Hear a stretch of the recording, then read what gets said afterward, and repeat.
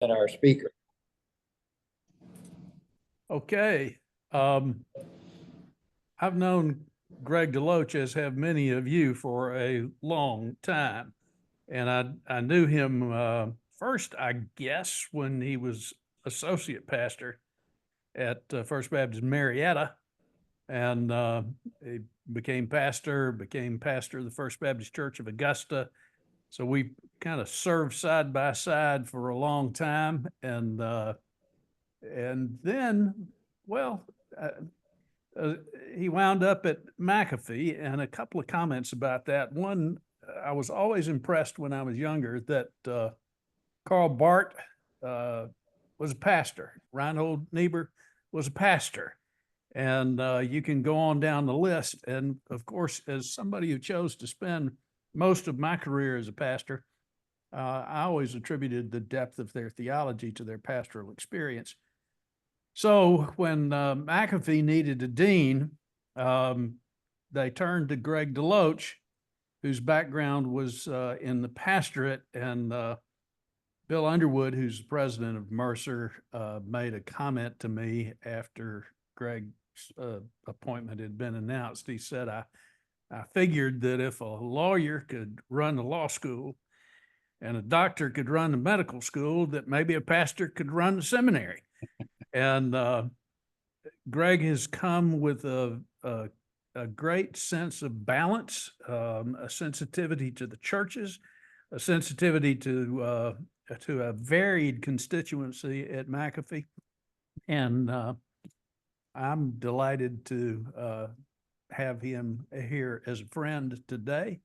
And many of you know him as well as I do. And those of you who don't know him, I'm very happy that you're going to have the opportunity. So, Greg DeLoach, take it away. All right. Thank you. Thank you, David. I've got to be nicer to you. That was quite quite meaningful. Yeah. I was hoping it might have that result. Yeah, hanging out with Karl Barth and all of that. I was going to say that I'm a student of Chuck Bugg. I think that's pretty impressive. But it is. yeah, so thank y'all. And I really appreciate the opportunity to be here and just share a little bit about if I'm understanding what y'all have done in the past, looking at various presentations and from previous speakers and such. So I'm glad to be here and share a little bit about our good story, and don't want to presume too much, but don't want to presume too little. So nevertheless, several on here are not only acquainted with me, but it's really not about me. More importantly, you're acquainted with the School of Theology at Mercer University, McAfee, and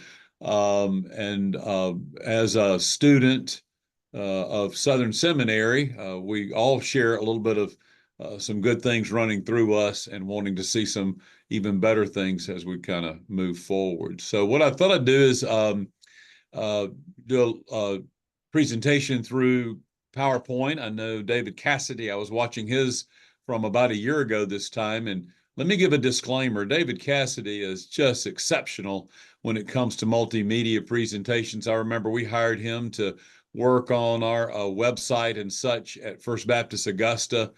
And then I thought, y'all are not going to get David Cassidy quality PowerPoints, but I'll try not to kill you with them, but give you a little bit of some information. And I don't know if the format, like, do you want to do Q&A after or questions as we go along, or just play it by ear? So this is Zoom. You need to say something, just take yourself off mute and interject or contradict or what have you. And we'll go from there. So if I may, I'll just share a screen, and hopefully things will work together. Yeah, very good. Let me reduce the picture here.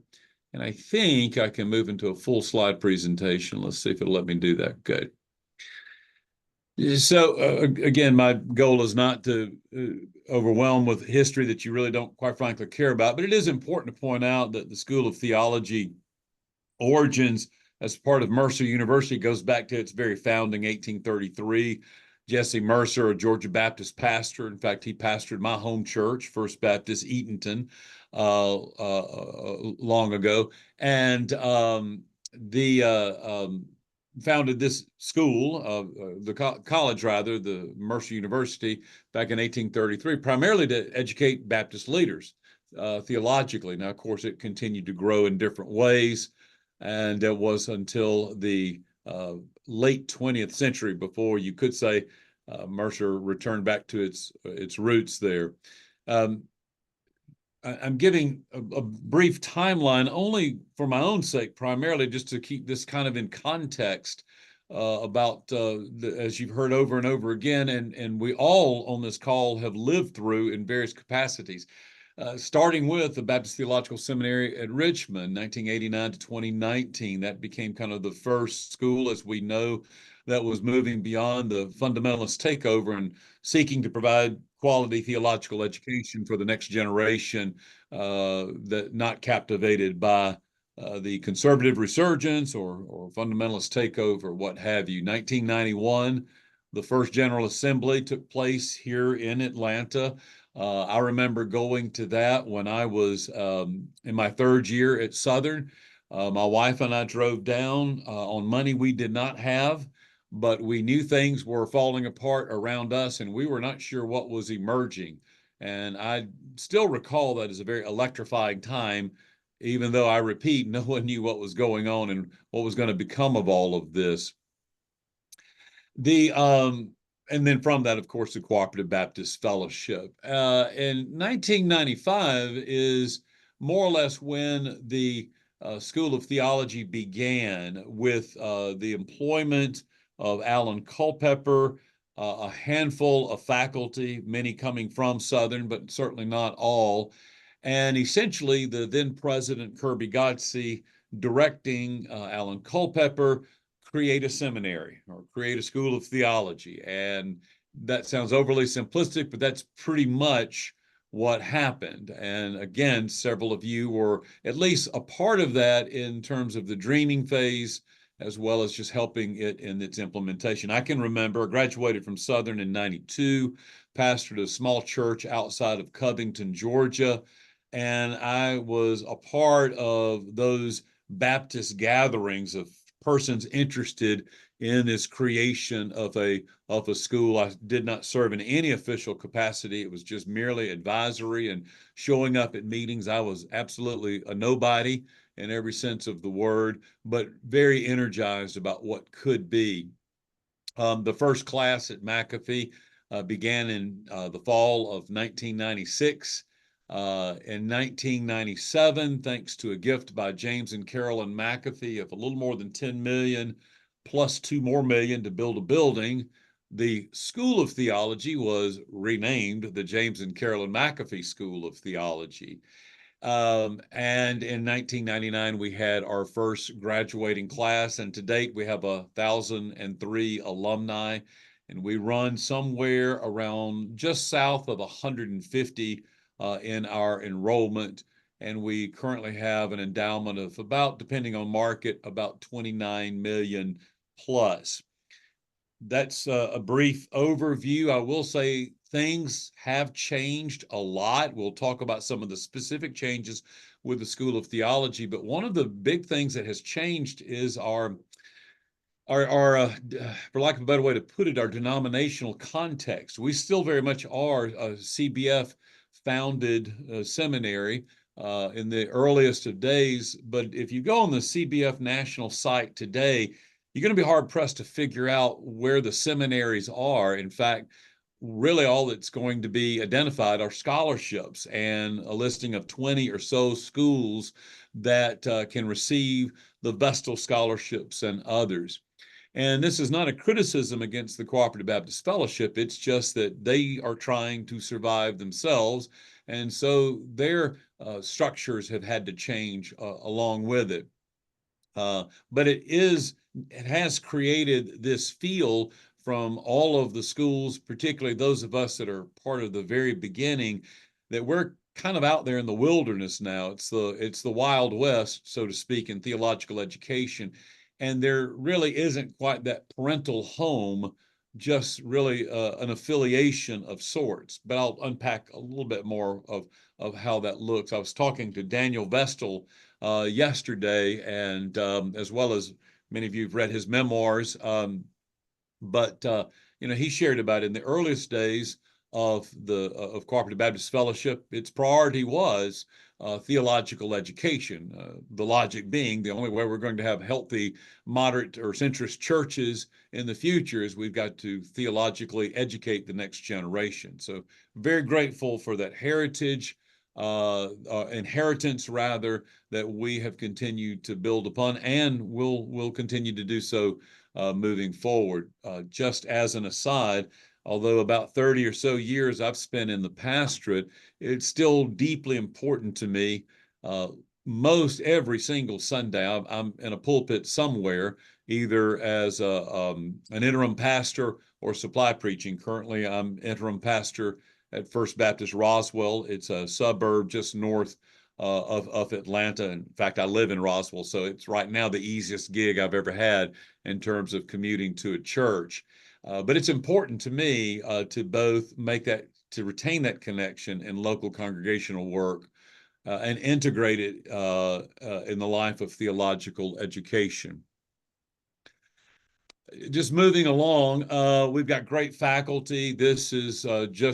These are our standing faculty, our regular faculty. We also have a lot of alumni. Most of these faces you know and recognize. Some of them taught back in the days of Southern, and each have had their own particular journeys. A few folks I would like to just simply highlight. Should be your lower right, is Heidi Miller. She is the associate professor of spirituality and Christian ministry. She comes from an Anabaptist background, PhD work in Catholic University. We're glad to have her on board. She's our newest faculty. Moving to the left, skipping over Rob Nash, is Angela Parker. She was recently granted tenure by the university. She is our professor of New Testament and Greek, and is a womanist scholar, and brings an electrifying presence both to the classroom and beyond. Lectures literally all over the world. And I've told her many times, I had great professors at Southern. I wish that we would have had someone like her, because she brings out yet another way to approach the text and our students. She's a favorite professor among our students. Please don't tell Graham Walker that he's the center of this picture. That's completely coincidental. I just want to get that out of the way. Moving over Graham and due north is Otis Moss. He is our professor of homiletics, and Otis and I became friends back when I was pastor in Augusta, and he was pastor at Tabernacle Baptist in Augusta as well. I've enjoyed following him. Many of you may know, or you should know, he is one of North America's best preachers, one of the top 12, as a matter of fact, as named by Baylor University, alongside Barbara Brown Taylor. He too is a high demand professor among our students, does a great job. One of the things Chuck Bug, I think you'll appreciate this about Otis. He approaches the craft of preaching truly as art, and his job is not to train up students to have his voice or his style, but help for them to discover their own homiletical art behind the pulpit, that they may bring their full self to the task of preaching. These are just great people to be associated with, and literally every day I'm a better human being because of these and our students, as well as our good adjuncts that help us. I'll spare you the mission and vision statement, other than to just put it up on the screen, and to know that we do continue to prioritize the formation of ministers and leaders who will work out in this world. Our vision, we begin with churches and communities to speak about how we are co-creators along with God in creating something loving and just in this world. We talk a lot about diversity in theological education. You don't have to dig far in ATS publications. They are very real. One of the things that's getting to be quite common among theological schools across the spectrum is the denominational diversity. And here I have listed all of the denominations represented in our student body. You see I have in bold CBF. To date, We still, among all of the CBF affiliated theology schools, number the most students who self-identify as affiliated with the Cooperative Baptist Fellowship, and we continue to prioritize that as we recruit good students. If you add up all of the Baptists among our larger Baptist family that attend McAfee, we represent a very good number to include with that Full Gospel Baptist, National Baptist, Missionary Baptist, Progressive Baptist, and so on, American Baptist. So it represents a good number, but you can also see we have representatives from across the spectrum. But I do want to highlight that last year, for the first year ever, among those that identify a denominational identity, if non-denominational were a denomination, it would be the largest representation at McAfee School of Theology, which is reflective of ATS trends. Pew Research has done some interesting work on that, much along the same lines that non-denominational identity is the fastest growing demographic among those who self-identify as Christian and belonging on some level to a church. So we're paying attention to that and trying to understand what that looks like better, especially within the classroom and as we prepare. It does create a lot of interesting questions in class, questions about calling and vocation, questions about ordination, questions about what to do with a sense of a looser network, so to speak. But wanted you to see that. I think you are familiar enough, but McAfee is no different than what we're seeing in most seminaries and schools of theology across North America. McAfee at a glance, our ethnicity has been tracking about 46% Black, 43% white, and then a scattering of other. I did a quick glance at our data. We have begun, I would say, considering our first class of 10 graduated in 1999, roughly by 2005, we were seeing a dramatic increase in students Black and or African or Afro-American descent. So this is not anything particularly new. In fact, we've been at kind of parity for at least 10 years, but certainly since 2005, we've seen an increase growth in moving from a predominantly white institution in 96 through 99 to a far more diverse institution today. That's a great thing. And that may be due to the fact that we're in Atlanta, and Atlanta itself is a big city and itself very diverse. I suspect it's also due to a couple of other factors, but I think it makes for a much richer classroom experience and much more enlivening dialogue in the classroom and beyond. You'll notice also to the right, we just have a little bit about what our alumni are out and about doing. I don't know your experiences in tracking alumni. That is a challenge in its own right. They are all over the place, and trying to keep that up to date for a small shop like us can be its own challenge. But we have them all over, from local congregational work to marketplace work, as we call it, chaplaincy, nonprofit, higher ed, and so forth. One of the things in that stat that I think is underrepresented is bivocational. I suspect that that's much higher because this is how alumni choose to talk about what they're doing. Not everybody understands it. If they're doing ministry but paying the bills in another line of work, that's bivocational or polyvocational. It's not unusual for our graduates to be doing many things as a part of living out their calling, living out who they are. We call that the gender bear, not officially, but that's what we have it in our lookbook. It too is fairly reflective of where the school has been for some time, 58% female and 42% male.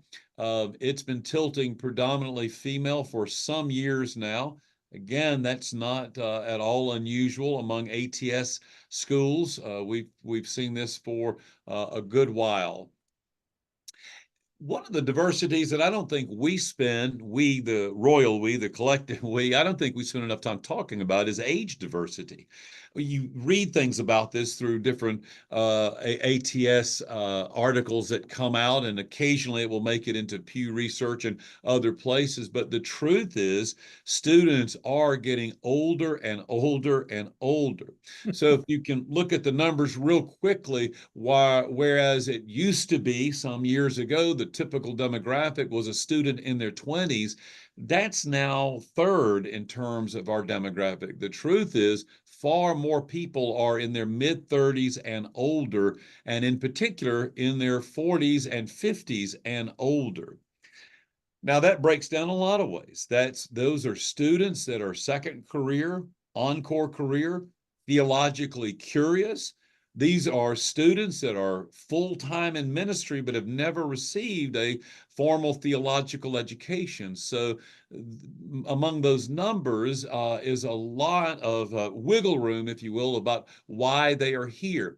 Here again, that kind of diversity brings its own engaging conversations about why you are here. Just recently, as in this past May, we graduated a medical doctor who reduced his practice so that he could get a Master of Divinity degree. And his goal was that once he finishes his degree, he will fully retire as a practicing physician to do full-time ministry. He's in his mid-60s. So this was kind of his own building of an encore career. We have another student that's coming, rather in this year's class, who's 38 years old. He is a trauma surgeon, and though he has no intention to leave his surgical practice, what he is doing is reducing his practice a bit, because in his work as a trauma surgeon, he's begun to ask what I would describe as theologically curious questions about what's going on here when I'm having to treat so many people from gunshot wounds. What's happening in our culture and in society? And what are the questions I need to be asking as a healthcare professional? It also doesn't hurt that he is the son of a pastor, so it's kind of in his DNA. But we're glad to have people like that in the classroom alongside the 23-year-old who just got out of college and really doesn't know what questions they should be asking. Here again, this creates some wonderfully engaging dynamics. By now, you all are quite familiar with what it means to move from residential to online. For some schools, it has become fully online. Around 2018, shortly after I became the interim dean. I had that gig for about 3 years. That's a whole story there. I wasn't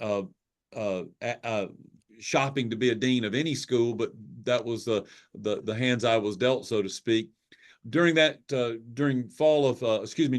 academic year of 2018, I began talking with admissions about exploring offering an Master of Divinity fully online. We were already offering a Master of Arts in Christian Ministry online, but at this point, the MDiv was only residential. And we were looking at it because we felt like that market demand is going to sooner or later move towards MDiv online. I'll hasten to add, Liberty had been doing this for a long time, and I can't tell you how many times I had conversations with people saying, I don't want to go to Liberty. When are you going to do something where there's an alternative for folks like me who want something with theological integrity? We went through the process. One of the things about being an embedded school is that, and I love many things about being an embedded school, but you don't make changes quickly.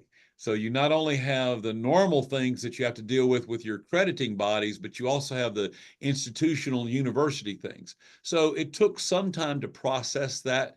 By fall of 2019, we were in the process of getting approvals. We move into 2020, and then we do a launch in the fall of 2021 with our Master of Divinity online. Now, you all know what was happening spring of 2020 and following. The pandemic settled upon, and whether schools were ready for online instruction or not, it was happening. And so we were grateful. On the one hand, we were already in progress, and so we were able to make this happen. But it certainly reminded us of how society itself can bring its own sense of urgency. We continue to track in that direction, and right now we're still probably balanced. It's tough with just 4 years under our belt to determine what's going to be the trend, but it's safe to say that the Master of Divinity and the Master of Christian Ministry online are going to probably, let me say that differently, will continue to grow.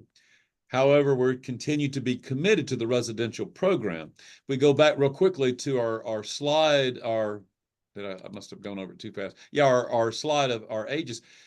What we're finding is that our younger students want residential, at least the ones we're recruiting. They want to go to at least a class. Now, that doesn't mean they don't want online alternatives. So you can be a residential student and take online classes. And as of last semester, 83% of our students took at least one online class. And now we offer our contextual education classes exclusively online. That's because the bulk of that class is Con Ed in the workplace, in their internship. They only meet for class 7 times each semester. So that seemed more feasible to make that online only.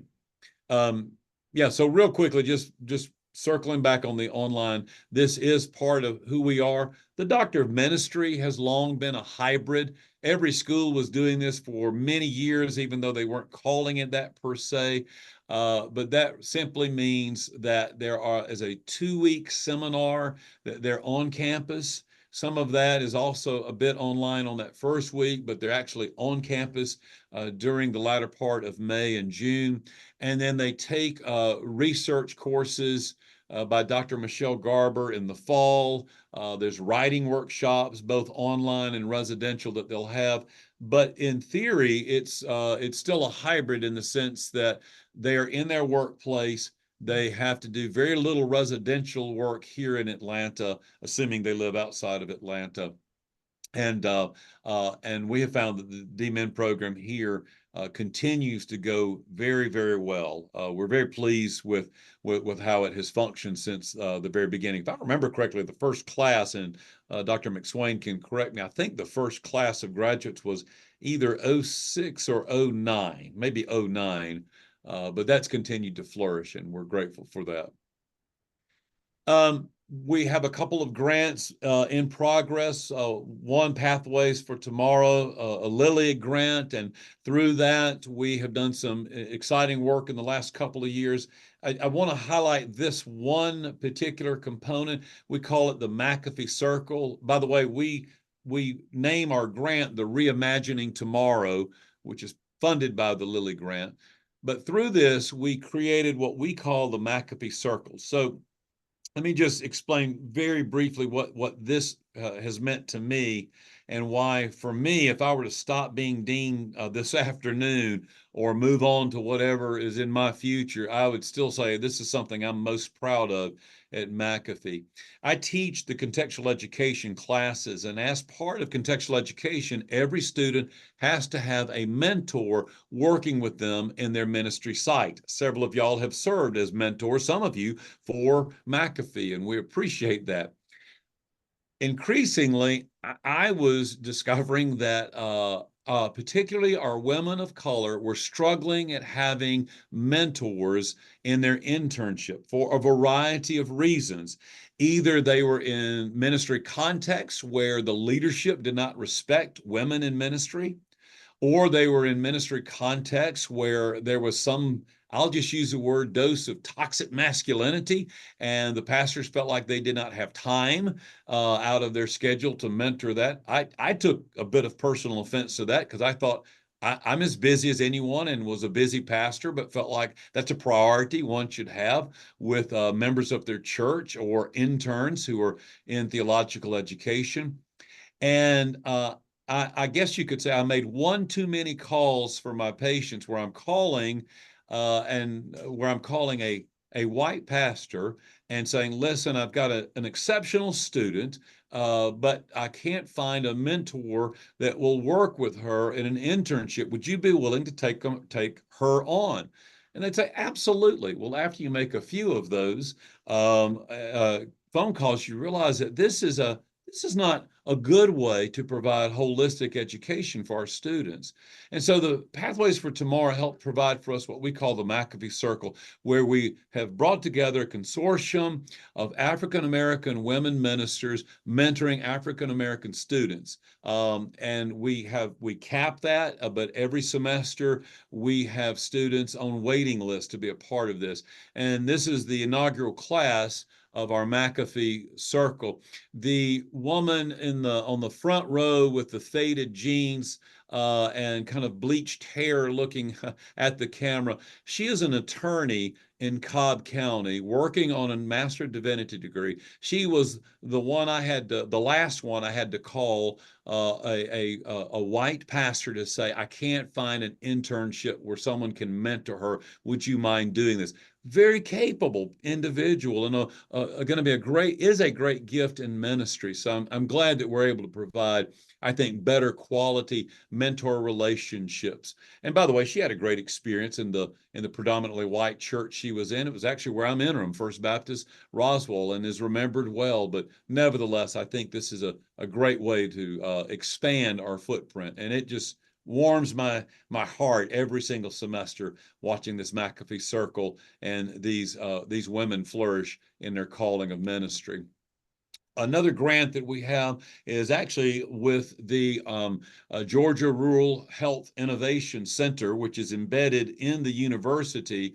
And we partner with the School of Medicine to provide rural health physician clergy work.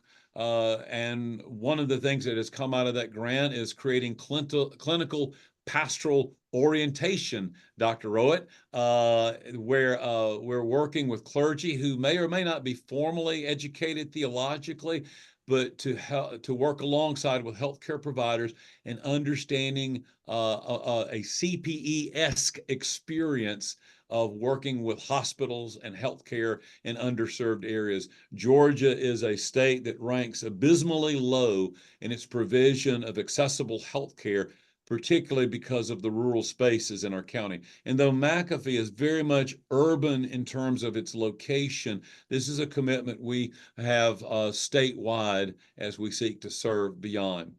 I'll make this very quick and then we'll just open it up to Q&A. And this is an overly simplistic way to conclude. There's 7 challenges and 7 opportunities I see with our School of Theology.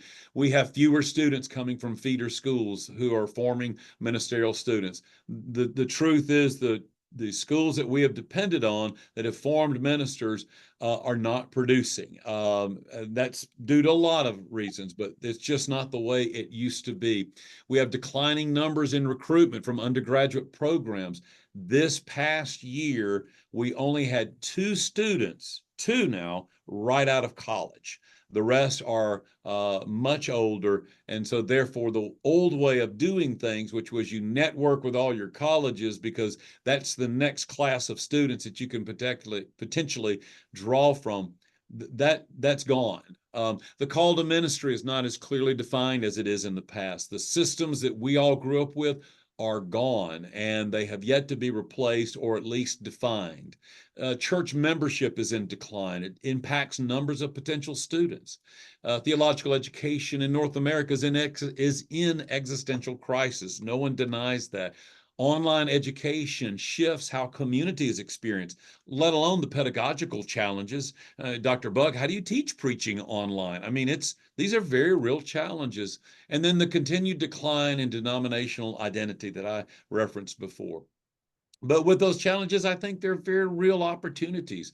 McAfee collaboratively relates across the university. We have faculty that serve teaching modules in the School of Nursing, the School of Pharmacy, and other healthcare professions on the undergraduate level. I teach a death and dying class every other year. And when the School of Pharmacy found out that I teach death and dying, they invite me back every fall to teach a module on death and dying for pharmacists, because they were saying that we have pharmacy students that are really struggling when they discover in the hospital setting that their patients also die, and they're not equipped to do that. So it's not a theological instruction so much as it is helping engage these things. I think it's great for us to be able to collaborate and work together.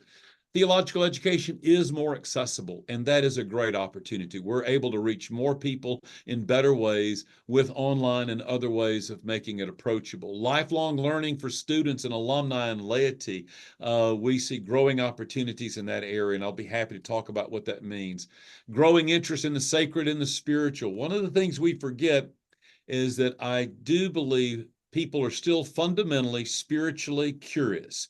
They want meaning and substance in their life. Now, they're turning in a lot of unhealthy ways for it, but I think that theological schools have an opportunity to help answer some questions that people are asking. Equipping students for bi and polyvocational ministry is an opportunity. With growing diversity, McAfee better reflects what is globally needed. We need diverse spaces because that's the world in which we live in. And though we're Baptist in origin, we're ecumenical in how we're formed, and we create enriching engagement because of that. All right, I'm going to take this off of share. I've done enough talking and perhaps boring you into a stupor, and just ask what are your thoughts or questions. I can elaborate on anything or nothing. Remember to unmute yourself to speak. And drive carefully, Andy. We tell our students that if we ever see them on Zoom and they're in a car, we make them get off. Greg, I thank you for your comprehensive presentation, and I appreciate that. I, of course, am interested in your rural CPE-like training, and I conduct a parish CPE program now through St. Matthew's Pastoral Counseling Center. We have 15 students worldwide. 2 are in India, a Catholic priest, but Arizona, Georgia, all over because of Zoom. And I do have 4 in town who meet in person, and then we Zoom the rest of it. I have 3 supervisors. My question is, how do you train the mentors, and who leads those experiences for you? Are these retired CPE supervisors, persons you train? We now have every student with a mentor, but I'm really thin on my training. Yeah, and I assume you're talking about the rural healthcare initiative that we're doing, correct? Yeah, not as opposed to the mentoring fellowship with our African American students. Yeah, so it's a piloted project, again with a grant. We're doing a bit of experimenting. We interestingly enough, in the School of Medicine, they have several faculty in the area of bioethics. Out of the School of Medicine, I think there's 4 that have MDiv degrees, all have CPE training.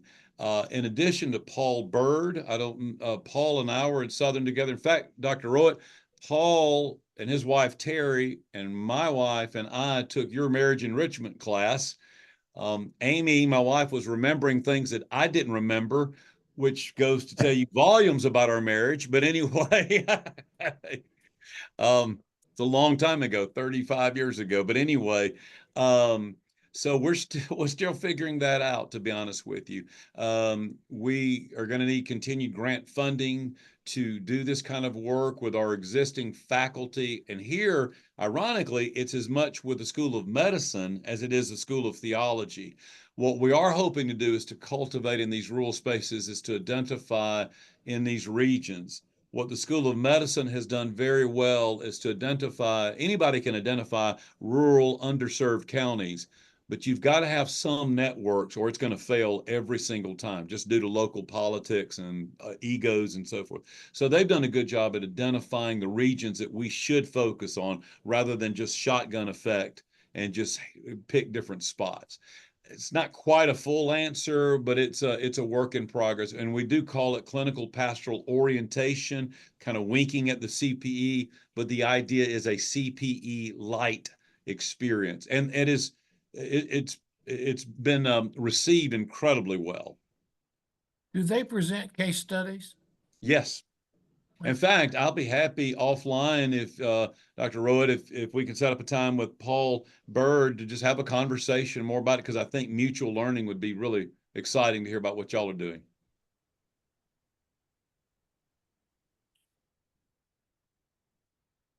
Greg, this is Bob, and I didn't know you, but I feel like I do now. And I really appreciate your style and your openness. And I've been thinking for a while that we need, at least in our Baptist churches, to get back to an emphasis of calling out the call, which was a long time ago. And we have a wonderful church at Broadway, but we never mention asking someone to consider their call to ministry. So I'm guessing that pastors might welcome a communication from you guys on how to do that occasionally. We give an invitation still, and but it just seems to me we have, there's decline, but we're back ahead of where we were in attendance before the COVID. Plus, we have nearly as many online as we had. So there's a lot of people listening. And so anyway, I think our churches would welcome some input from you and maybe other schools on how to talk about calling out the call. Bob, 100%. If I had a do-over in my pastorate, I know it sounds trivial and small, but there's no question. I think I would refocus how I work with my own congregants, because, I approached it in a very old-fashioned sense that, well, when you receive the call, you go talk to the pastor, and the pastor sends you to the seminary. And so, well, we all know that quit working a long time ago. Probably wasn't working well when I was called. So we did, with the Lilly Grant, form the Center for Calling and Vocational Formation. Now, we've had a bit of staff change, and so there's a little bit of a pause button because of that. What we're wanting to do is to help cultivate within congregations, how do we call our own or raise our own? Mm-hmm. One of the things we have in place now is called the Mentoring Fellowship. And we are asking pastors to identify people in their congregation that would welcome essentially a theological education, an MACM degree. And we've got, we had 3 churches that piloted this with us last year. And we've had some really great students. One of the students is a retired organic chemistry professor from Samford University. And he doesn't know what he's going to do with this, but he, between the pastor and McAfee, there was enough of a shoulder tap to say, hey, why don't you explore this? You don't necessarily get all the answers in the beginning phase, but the process itself helps you examine how God might be calling and using you. And here I'm thinking about calling in the more generous sense of the word. Right. We're all called, so to speak, but here's some ways that the School of Theology can help inform that call and form the call. Thank you. Greg, can you hear me, Greg? Yes, sir. Yeah. Hey, yeah. I thought you had mentioned that you're a grandfather. I think that's, yeah, Oh, don't get me started. The Facebook postings I see, I think that's seems to be your most enjoyable job right now. Isn't it for any of us that are grandparents? Right. I want to begin by saying, having known you as a student at Southern, and then also your being at First Baptist Augusta, how proud I am of you and the excellent job you're doing. And I'm not surprised at all about your sensitivity to the connection to the church. What I'd like to do is to go back to something you mentioned at the beginning. And you know, I'm out of the loop of the global CBF and all that's happening. I'm not as active. Daniel Vestal said the CBF started as a theological preparation with starting theological schools in order to train ministers for the CBF. From what I heard you say is that's not working right now. That's not happening right now. And what I'd like to know is what is going on. I mean, what is the disconnect? Because it seems to me that the CBF should have a great interest in theological education. Yeah. Well, and I want to be real careful. I don't want to be dismissive of CBF. I'm formed and fashioned for all my nearly all my vocation with CBF, and I think for their own institutional survival, they just are not able to do what they once were, and that does translate into real dollars. We receive right at 10,000 a year from CBF. I have probably a dozen churches that give that much in their annual budget. There's also some scholarship support, and then there's the connection with the networking of it. But in the earliest days, several of the schools, and this is my opinion, I think and again, Daniel and I discussed this, I think in the beginning, it just spread itself so thin, supporting Baptist houses and so forth. There was no way to really focus well on any one. Now, that may still not have changed the ultimate trajectory, but they're just not able to continue to do work with field personnel and some of their other programming priorities and also theological education. But go on the website and kind of look and discover. I found myself um, uh, really struggling to figure out, well, if I were an outsider but knew enough about CBF to say, what do I want to know more about? How can I look at theological education and trusting CBF? I think I'd be very confused because we're just one of a list of about 20 plus schools. And it's the financial component's one thing, but it to me, it's an optics issue. It doesn't seem that there's a prioritization. To be fair, CBF didn't start any theology schools, but they did help support generously. BTSR predated CBF. But for the most part, McAfee, Gardner-Webb, Campbell, BSK, and so on, we're all coming out of this movement of Baptist that stood behind this. So it's just a different world, 100%. Yeah. Thank you, Greg. Thank you. And it's good to see you, Chuck. Chuck was responsible in me going to Augusta. I didn't want to touch it with a 10-foot pole, and he was the one that gave me the courage to listen to them a little bit longer. 10 years serving there, I'm still not sure I made the right choice, but but it wasn't because of Chuck. No, they were great people. Great people. You can hold it against me, Greg. Yeah. No, I do not. May I follow up on Chuck's question? Yeah. Regarding pastors. What you described in terms of your student body and such is very similar to what Beeson experiences here in Birmingham and others that I've heard about. I don't know if the Southern Baptist seminaries experience the same kind of dynamics or not. But the focus of my question comes into the people who are going into pastoral ministry. Because recently, two churches with which I had relationships in Missouri from my days there contacted me and asked me to help them find a pastor. Both of them were CBF-related churches in Missouri, and both were unsuccessful.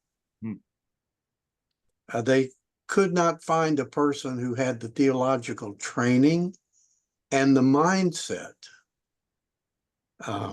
Now, they both now have pastors. They went different routes. To my knowledge, they're still more progressive than a Southern Baptist would be. But it's is there generally a shortage of folk to pastor the churches? And is anybody doing anything about it? Yeah, yeah. Yeah, I think the short answer is yes, there is a shortage. I think that's without question. And that's no doubt for many reasons. I think some churches, maybe even many churches, if they're willing to call a woman as a pastor, there's that does increase the pool. And I have found that pulpit committees will say, including where I am in First Roswell, they'll say gender is it doesn't matter the gender. But practically speaking, I'm thinking they're not going to call a woman. And I don't want y'all to hear that dismissively of where I'm serving, but it actually runs more typically. But there is a shortage. There's not enough names out there just in general. It's a little better if a church is more willing to be risky. I think the other area that's problematic is you have a lot of very young, maybe not a lot, but you have young, untried pastors who when I was coming along, I mean, I pastored a little country church when I was in college, and then I had a little bit bigger church when I was in seminary, and so forth and so on. Well, here again, we don't have those kind of pathways to success. And so one of two things happens. Either a church doesn't take a chance on a less mature minister that may have the good bones to be a great pastor, or they do take a chance and it backfires. And they realize that they're in over their head, or they make some really bad decisions, and that too is its own problem. The also it's when you've got great people pastoring, and there's many. David's son's doing a phenomenal job. David, am I wrong in saying it would take a burning bush to get Matt out of Central? And I can't tell you how many times I've passed Matt's name along to committees. Well, some of that is because our younger pastors, if they're in a good situation, they're just not going to move. They're just flat out not going to move. And they're precisely the ones that could, on the ecclesiastical ladder of success, have another move that might be bigger, maybe better. Of course, nobody really knows that part. I know, Bob, all I did was restate the problem emphatically, but I think that,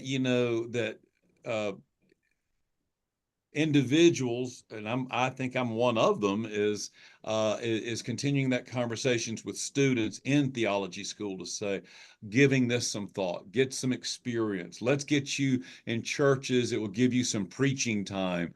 Working with people like Otis Moss, who kind of reminds students that preaching itself is its own artistic contribution that changes lives. And that helps for people to see a possibility. I have had a number of students, and I don't want to sound like I'm just bragging about a professor that's doing a great job, but I am. I've had so many students that will say, I didn't think I wanted to preach. And I took this class and I've discovered I can preach, and that's something I can do.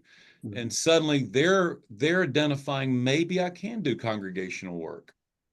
One of the two Missouri churches called a woman as pastor. Excellent. She was not theologically trained in the typical way. But in my last interim here, I thought I would work with Beeson to find a seminary student who wanted to take a part-time or a small-time situation. And I learned that that's no longer the pathway. Now you get on a staff and you move from assistant or associate pastor from here to pastor of another kind of church. Is that true where you are? That resonates. The other thing too that's interesting is that and some of this is just maturity, but many students, and I'm not saying this dismissively, but many young graduates want the church that has everything, a much higher salary than I think is reasonable, a theological positioning that may not be reasonable either. In other words, they may want an open and affirming congregation, or they're just not going. Well, can't speak for your spaces.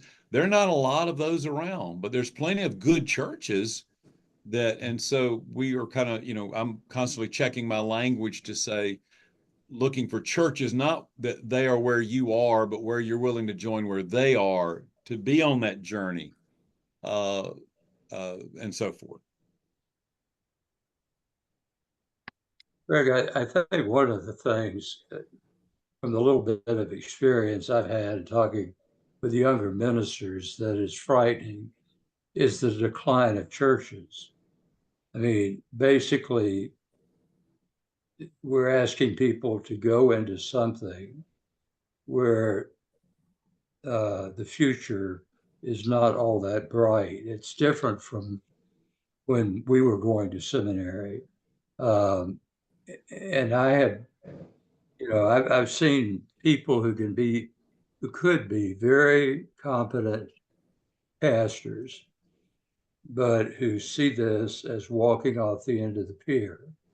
And so they're not that enamored of giving themselves going into the pastoral ministry. Yeah. We don't even get a parking place anymore at the hospital. One of the things that I have noticed doing interims that kind of speaks to what you've been talking about is I've served several interims that they go look for a pastor who is willing to come and serve them, and they are dually aligned between CBF and SBC, and they can't find anybody who's willing to take a church that puts a foot down in both worlds. And the church can't, in the short run, they can't force that issue without destroying their internal fellowship. And that's it's become a problem for me in trying to recommend people to those churches. It further reduces the pool of available people. I'd just be interested in your observations about that among your students. Yeah, exactly. Well, I will say, to be fair, is that because of the denominational diversity, it's less and less the question. But those that are CBF formed, they would much rather the thought of dual alignment seems almost offensive. But the truth is, and certainly in the Deep South, most of our mainstay churches that are connected with Mercer are on some level dual aligned. First Baptist Augusta was dually aligned, and I assume still is. It goes back to kind of wanting it all, and I really am not being dismissive. I get that, but that's also not reality. Greg, can I ask about your comment about bivocational to vocation? Yeah. My experience in CPE in the parish, my experience recently with my own daughter, have led me to see that a number of professions are looking at wanting to train to provide spiritual care or to address faith issues. I have an attorney who worked in social justice who's taking parish CPE to talk about how do I have deeper conversations around social justice trauma with persons, and how do I bring their faith to play in that? He's very pluralistic in his definition of faith. I have a massage therapist who's doing the same thing. I've recently had 2 nurses. We've had a physician, and I got an email from my daughter who's on the med school faculty down at Vanderbilt, and she said, "Hey, Dad, look at this in Grand Rounds today. They had a chaplain talk about the use of verbatims in our attending to the spiritual needs of our patients. And we're coming full circle with what you do and I do. Let's talk about how you would suggest we do that." Are you finding in your bivocational persons a blending of their vocation into offering spirituality from that point of view? Or is it primarily, I'm working in a factory and I'm preaching on the weekend? Yeah, well, that's both. No, that's as I briefly mentioned earlier. I mean, we've got physicians and healthcare providers. We've got lawyers, and they're not all looking at this is going to be my new vocational track, but it's sort of a way of how I'm working this together. How can I be a better whatever it might be in terms of the profession. There's no question that that is a part of every incoming class that I've seen since coming to McAfee. That's only increased. Now, the thing we're dealing with is we're having to shift how we recruit students. I mean, we're really not fully pivoting from the old model of going to colleges in the Southeast on seminary day to having to now realize that that's not where the students are coming from. And so we look at conferences that are drawing people who are interested in social issues or denominational gatherings and things like that. So I'd be interested in hearing you comment about the unique challenges of doing theological education with a pretty equally racially mixed group. Yeah. So you bring in not only different, and Larry McSwain, you jump in because you also, oops. Looks like okay. I don't know what just popped up here. Okay. You jump in, Larry, because you are also in the midst of these transition times with McAfee, but it does a number of things. So you have the socioeconomic perhaps differences that may be represented along racial lines. You certainly have the cultural traditions. I think in church polity, oftentimes there's a very big difference when with the experiences. And I will also say that some of our most conservative students are students of color. And I mean theologically conservative. And so there can be some engaging conversations where you have, and I'll caricature it, white liberalism coming against maybe a more established conservatism, and that the tensioned spaces where how do we talk about our differences and both come out of this with a better understanding of the other. I think that's rich because the truth is every church is made up of that kind of diversity, whether it's named or not. I mean, we all know that. We enter spaces that you scratch a little bit below the surface, you realize, oh, there's a lot of different things happening in this room at the same time. Larry, I don't know if you want to add to that, but I know you and I, when I taught your change in conflict class, you're already prepping me for how things have changed. I can't hear you, Larry. I think you're having microphone issues. I'm sorry. Can't hear you, Larry. Yeah, I apologize, Larry. I put you on the spot and you don't have a way. But that's David, that's that's some of what happens. I remember we had how is this disseminated? I mean, y'all have a closed group, right, that this goes to? Okay, I just want to be careful how stuff is shared.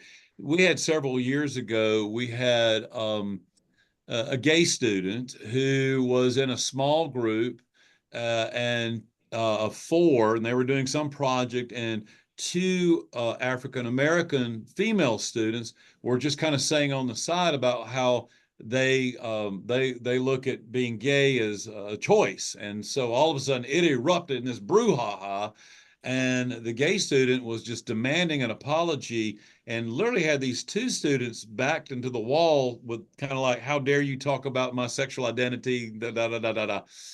And they said, we've had white boys yell at us all our lives, and you're not going to do that to us here. So all of a sudden Dr. Graham Walker was the professor, and you had this white young man who was demanding apologies, and Graham thankfully had the let them live in that tension, and simply said it, and it was a really teachable moment. I'd like to say it all ended happily ever after, but this particular student was so grossly offended without, and I not dismissing his offense, but nevertheless, it can create dynamics to where you have racial dynamics happening, sexual identity dynamics happening, cultural issues that are emerging. Greg, can I add a bit to that? I experienced that in my CPE program, which is very, very diverse. And I borrowed something from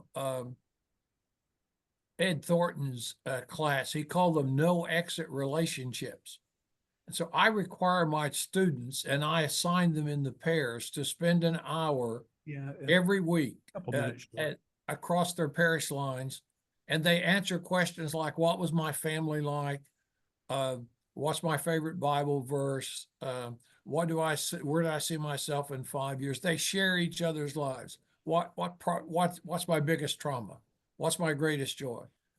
And I always pair them across racial lines. This time I have an Asian Indian priest paired with a in his 50s, paired with a 23-year-old Presbyterian campus minister here in Louisville.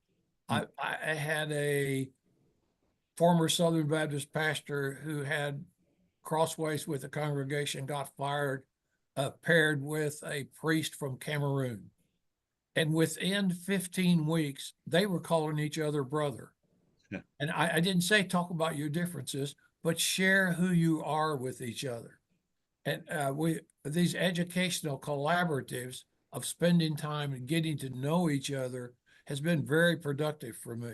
And I found myself wondering, when you put that Black lawyer in the faded jeans in a white congregation, did you have any way to help them spend time bridging this gap, or was it just left up to however they did it?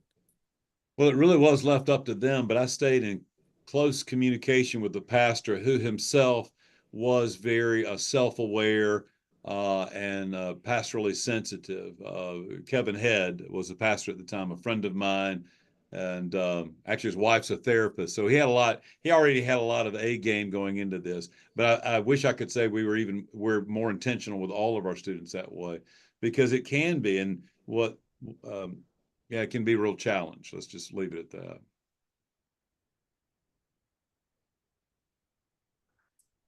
No, we can't hear you, Larry. I'm so sorry. I'd love to hear what you got to say. Larry, can you put something in the text for us to read?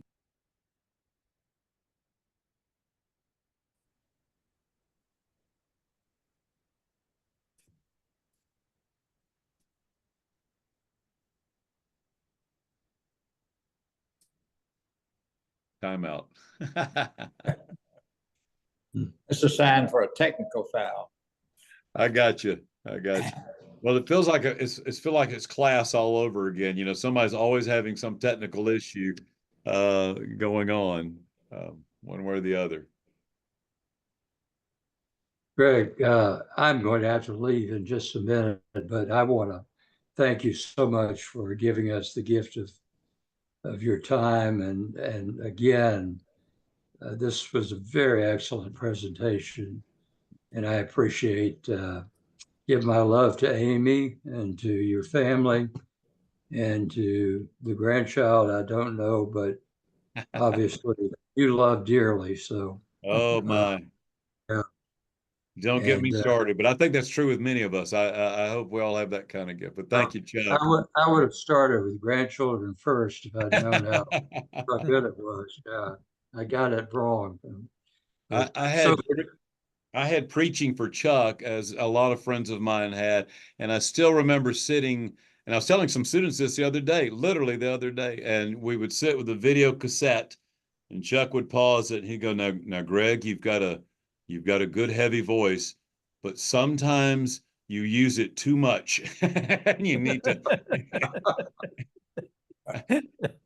I was preaching at Doc Hollingsworth installation service at Big Canoe last Sunday, and somebody came out and says, "Now your voice is a weapon." And I said, "Now, I don't know if that's a compliment or if I need to listen to my Chuck Bug critiques." But good to see you, Chuck. Yeah, good to see you, Greg. Good to see all of you. Have a good day.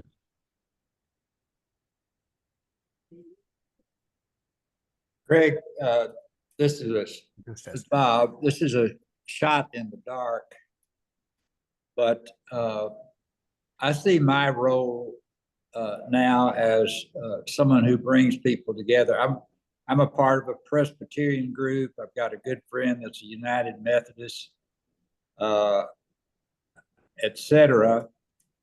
And I'm sitting up here with some time, and these young preachers that I get to know around here are interested in some, not advice, but reflection on my part. And I realize you run a risk in turning a student loose with an old preacher. But I think I know how to handle myself. And it seems to me there might be a need sometimes for a student to talk to someone who's had 25 years of pastoral experience and 25 years of theological education and 10 years of interim pastorage, and who's now 90 years old. But, and I'm not really looking for any more jobs. I've got several, but I think it would thrill me. I had a young Methodist pastor who just finished the Presbyterian Seminary and is now has 2 charges down in Western Kentucky. And I gave him a book on church administration that was a Sunday school board product when the seminaries had people on their faculty who were paid by the Sunday school board. And Bruce Powers was our editor. And he read that book religiously and discussed it with me. So again, I'm not looking for a job. I'm not looking for anything else to do, but I could do something else if that would be helpful. Thank you. Yeah.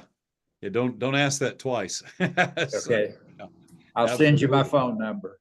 Appreciate. Yeah. Thank you. Greg, I want to give you an endorsement for Bob. That student was in my Paris CPE program, and Bob lectured for us, and they formed a relationship. And the student just kind of chose Bob as a mentor, and it's meant a lot to them. And research in resilience in ministry has talked about the role of a mentor. And we've all had mentors like different ones. For Willis Bennett was a mentor for me, although he wasn't my major professor, but he modeled a kind of thinking outside the box that challenged me. And I'm wondering if seminaries couldn't develop some type of mentoring time on Zoom with students who are interested, much like you have other mentors out there, and that they'd spend 30 minutes with their mentor each week. I think it could be a creative program. It certainly meant a lot to. You're talking about Colin, right? Yeah. Yeah, it's meant a lot to Colin, who is just finding his pastoral identity and needing that support. Yeah, I think that's low-hanging fruit too. With again, online is a wonderful way to not have to worry about geography, but rather getting people connected. So yeah, You can call it Big Brothers and Big Sisters for Jesus.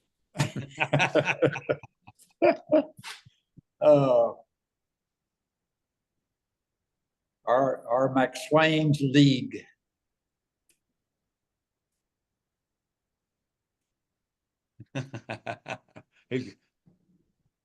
He's smiling. I keep wanting to troubleshoot for you, Larry. Surely your microphone's plugged in properly and you've checked all of that. I wish we were lip readers, we'd be all right.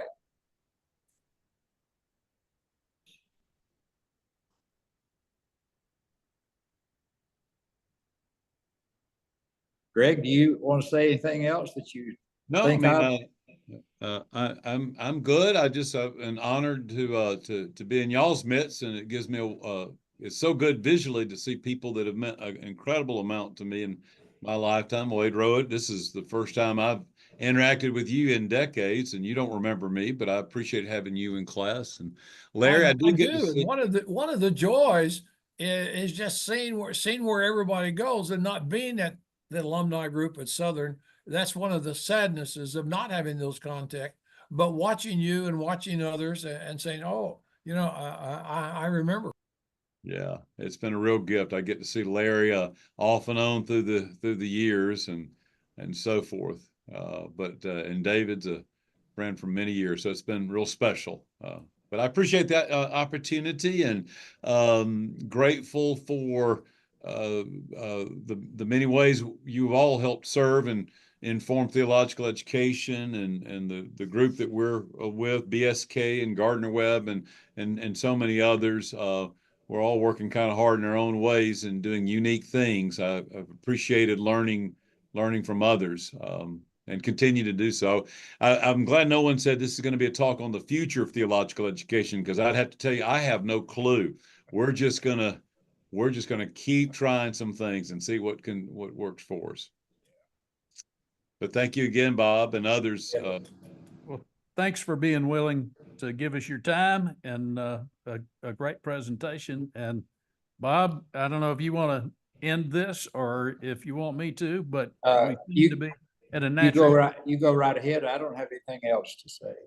We're at a natural closing, so if y'all don't have anything else, thanks for coming, Greg, and thanks everybody.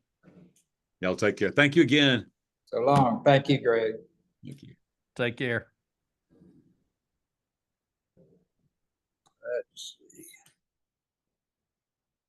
Oh, Andy, you're still on, so you can shut it down, can't you? Okay, I think I can shut it down.